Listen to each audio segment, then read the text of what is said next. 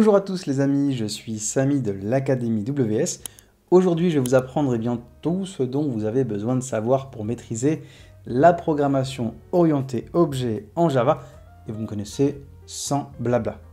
Mais avant d'aller plus loin, revenons quelques instants sur cet univers si particulier que l'on appelle communément la POO. Attention, si vous n'avez jamais codé en Java, alors je vous invite à suivre notre premier module d'initiation lié à l'univers de Java justement, avant de débuter ce cours. Revenons maintenant à nos moutons, si vous êtes prêts. Avant que la PO ne soit employée, la programmation informatique se faisait au moyen de la programmation procédurale. Pour résoudre un problème à l'époque, il fallait alors procéder à une analyse descendante du code en décomposant le problème en sous-problèmes, jusqu'à ce que les actions très simples finalement puissent être identifiées. Contrairement à la programmation procédurale, la programmation orientée objet, ou POO, est un modèle de programmation qui repose sur le concept de classe et d'objet. On l'utilise pour structurer un programme logiciel en Java, pour obtenir un code simple et réutilisable, et surtout facilement maintenable dans le temps. Nous reviendrons sur cette partie d'ailleurs plus tard, mais la PO est également utilisée pour modéliser des données pour qu'elles soient le plus proches de la réalité. Les langages de PO sont donc conçus pour que les programmeurs puissent facilement créer et réutiliser et partager du code qui traite de problèmes et d'objets du monde réel.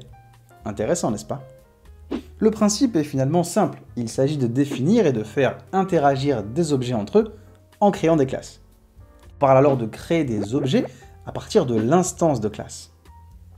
Aujourd'hui, il existe de nombreux langages de programmation dits orientés objets, comme Java l'est par exemple, ou encore JavaScript, C++, ou encore Python que vous connaissez peut-être. Mais en quoi consiste réellement ce modèle de programmation? Revenons depuis le début, si c'est OK pour vous.